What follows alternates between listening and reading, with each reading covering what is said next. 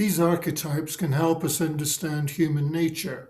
None of them are absolute definitions. They are not boxes to categorize people, but like the north, south, east, and west directions are not absolute, but indispensable nevertheless. The archetypes north, south, east, and west help to differentiate types of masculine behavior.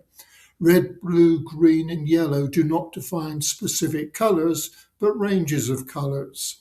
Similarly, the archetypes red, blue, green, and yellow describe ranges of feminine behaviors. These are all psychological traits, not physical gender traits. Individual people may at different times or in different circumstances express any of these psychological behaviors. Still, after 40 years of experience with these archetypes, I can say that the behaviors of most people fit one or two of these archetypes very well. They have helped me understand and accept different types of people. They have also helped me understand my own shifts of mood and mental capabilities. In this final video in the series, I'll describe the psychological underpinnings of a full and rewarding life, and I'll point out the internal barriers we must surmount to achieve this. There are two fundamentally different approaches depending on whether we are primarily ideal-oriented, like me and many other men, or whether we are essentially feeling-oriented, like most women I have known, but not all.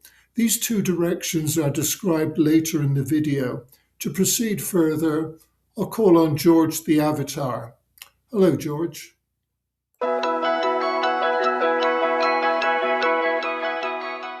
Hello, Malcolm. Hello, everybody.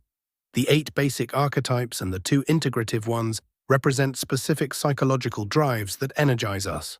They provide the motivations that enable us to make certain decisions and take certain actions, but not others. To lead a full life, our dominant archetypes need to be expressed, acted upon. This does not necessarily mean we should aim to become a complete person in the psychological sense. Not everyone has the capacity.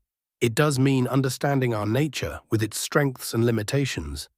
Knowing our archetypal profile, that is, which archetypes we identify with, which we do not, will help here. There is joy in bettering ourselves. Satisfying our inner drives is the highway to that joy and a life without regret.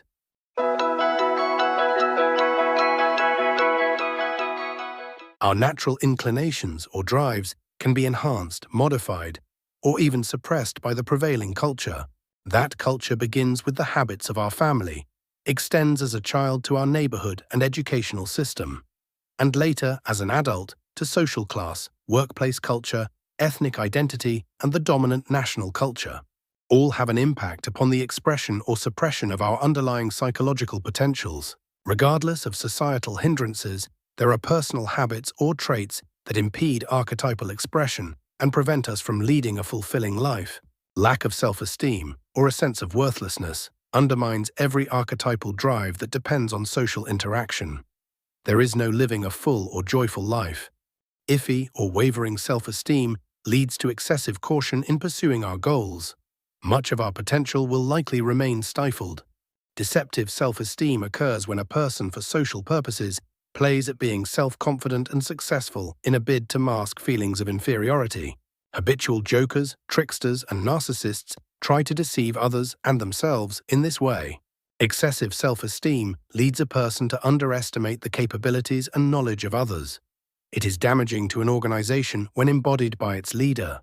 On the feeling-oriented side, excessive self-esteem can lead to magical thinking, a belief in one's own mystical powers. Inhibition is a primary consequence of fear, leading to obfuscation of the archetypal drives that would otherwise promote personal growth. Distortion is a secondary result, being the misappropriation of archetypal drives. In a South type, this may lead to unwarranted aggression. In a North type, to paranoia, social repression, and attempts to destroy perceived enemies. In a Yellow, works of anarchy, violence, and other negative or destructive material may result. While serious illness will obviously impede archetypal drives, sloth is the more insidious impediment. Habitual laziness and chronic avoidance of stressful situations will cause a person to discredit the goals and achievements of others. In place of personal accomplishment, a fantasy world will be constructed in which archetypal drives will manifest as daydreams or be realized through computer game simulations. Corruption of the life-enhancing goals of the archetypal drives can arise in several ways and is often connected to the impediments just described. There is the promise of extreme rewards where the archetypal drive is magnified by the ego's desire for massive social achievement and exaltation. There is corruption through the adoption and promulgation of foolish or wrong-headed ideas. Much advertising is symptomatic of this type of corruption.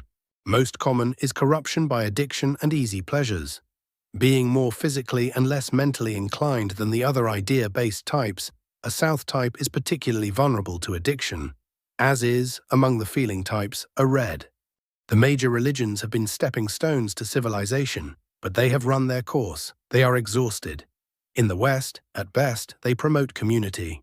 At worst, they promote childish ideas of God as a benevolent father to be worshipped, as the sun and moon were worshipped in days of yore. These religions rely on ancient texts founded on social conditions far different from those that exist today.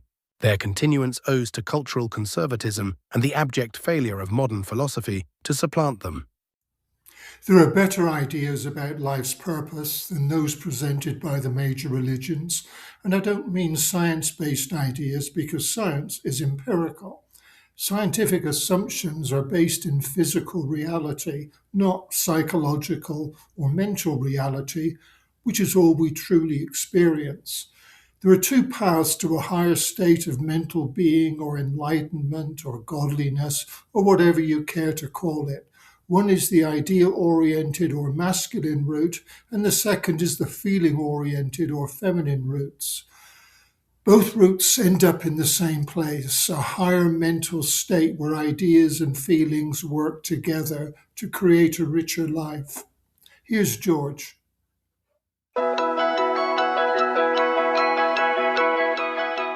The idea-oriented or masculine mind must first develop and attain competence in the mental traits represented by the North, South, East, and West archetypes.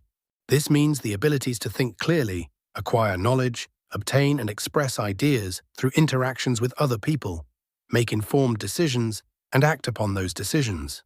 Superior talent in any of these areas is unnecessary and may be a hindrance. To integrate these abilities requires the middle archetype. Here, the mind becomes self-consciously aware of these traits and learns how and when to switch between these different modes of behavior. Self-belief is essential, as is self-honesty and self-reliance. Psychotherapy and spiritual training are insufficient. An idea-oriented person has feelings and acts unconsciously upon them.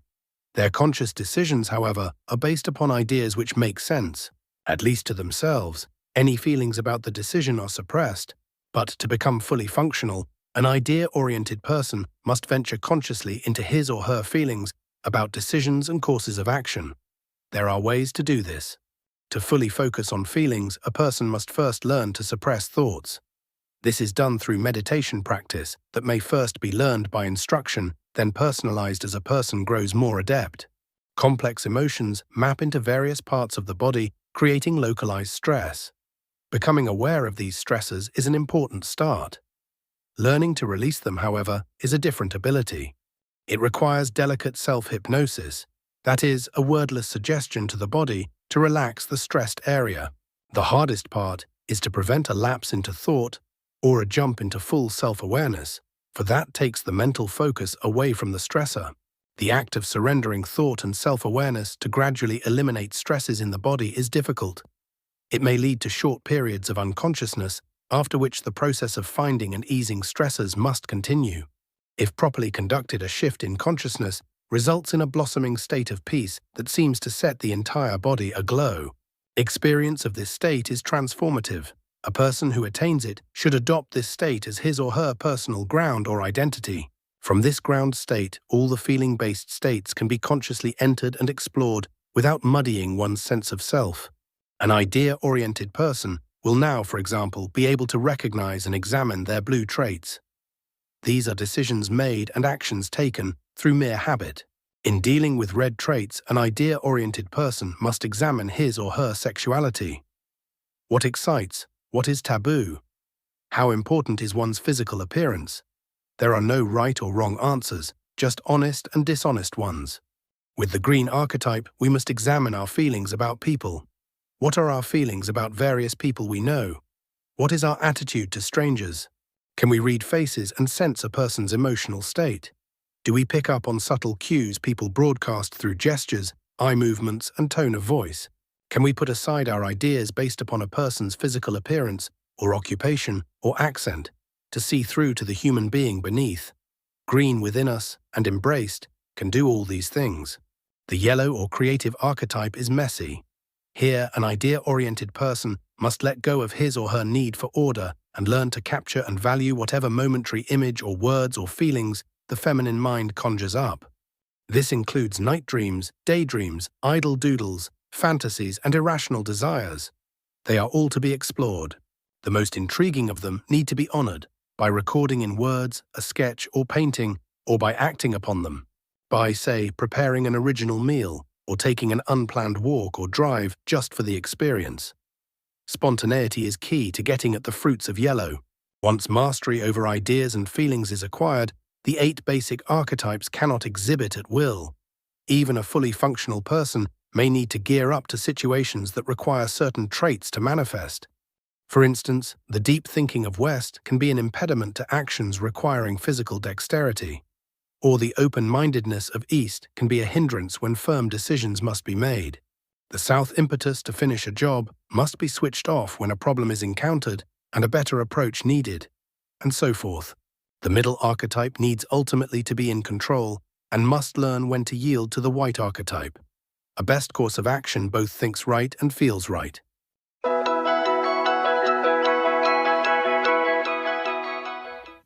I identify as a middleman, even though, as the foundational dream I described in the first video indicated that I had all 8 archetypal traits in me. But I'm naturally idea-oriented and had to learn to investigate and value my feelings and emotions. Thus, I took the masculine path just described. The feminine road requires a feeling-oriented person to develop and respect their innate masculine or idea-oriented nature. As I have no personal experience of this road, the following description has been intuited and reasoned. For the feeling-oriented or feminine mind, the road to full function requires the development and use of rational or logical thinking. This means learning to suppress the urge to lapse into and be overcome by feelings, be they frustration, annoyance, doubt, confusion, or whatever. Firstly, though, a feeling-oriented person must recognize the feminine archetypes at work within them, namely blue decision-making, red sexuality, yellow creativity, and green empathy. An identity with white, the self-reflective archetype, is necessary too, for only white can reflect on her full range of felt experiences. Public education provides an entry point to the world of idea-based mental functioning. A standout is the rigorous discipline of mathematics, followed by the basic sciences. Logical thinking can be extended through spatial reasoning, map reading, say, or chess playing, formal debates, and solving puzzles. The challenge here is to overcome a sense of, "I can't do this," and strive for focus. Persistence is necessary. The support and encouragement of friends and family and teachers too is helpful and may at first be essential. Beyond the education system, feeling-oriented types, particularly women, stand to gain by being thrust into male-dominated businesses where they must learn to work as equals with idea-competent males. A competent woman is likely to have to deal with a tide of emotions that her male colleagues don't seem to experience. This is because the male mind excels at thought and is narrowly focused on the job at hand. Interpersonal relationships and extraneous obligations are secondary. This is not so for the capable feeling-oriented woman working in the male domain. She is not inclined to let go of relationships either with her work colleagues or with people outside her work life. The typical masculine work culture will pressure her to do this, but if she does, she will be guilty of trying to act male and will either become overstressed and thus lower functioning, or she will lose the benefit of her feminine instincts. She will find dealing with occasional male coarseness, abruptness, and idea fixation difficult. These masculine traits are not to be aped or respected, just accepted. Still, there are cultures and business environments that may appear feeling-oriented, when, in fact, they are fully masculine. Such cultures are reserved, strictly hierarchical, and dominated by unspoken rules about how business interactions should be conducted. Oriental business groups tend to be this way, and tend to disregard women as equals, no matter their capability. When it comes to integrating idea and feeling-based orientations, the world's cultures have a long way to go. All-female organizations may be a useful stepping stone, but they are no solution. Feminine cultures tend to be over-concerned with personal relationships. Productivity suffers as a result. I'd like to interject here, George. I've remembered an incident from the 1980s which sheds light on how a feeling-oriented person can access their idea-oriented or thinking side. I lived in Atlanta, Georgia, and my girlfriend of the time told me how she gave herself advice about a problem she was facing. She wanted to be completely honest with herself, so she stripped naked and got into bed. There she imagined what I would say to her regarding her problem. Years later, I still find it remarkable that this young woman, she was just 19 at the time, had the mental wherewithal to decide how she would go about seeking her best advice. It was flattering she pictured me, but it could have been any male whose advice she would respect. In terms of the archetypes, here was the white archetype accessing her West archetype to get at her best information. As she's no longer with us, here's a photo of her.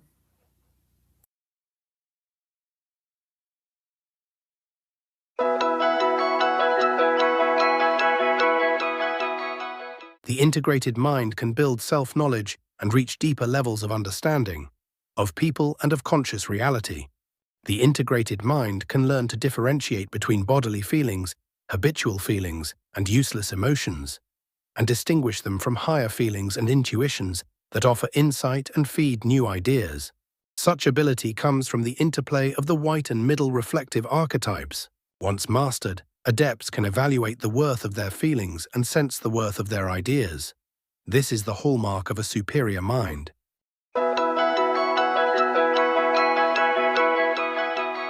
The first novel in the psychodrama, Mining the Psyche, explores the 8 basic psychological archetypes and their differing natures. The second novel, Seeking Ascension, deals with the problems of integrating them.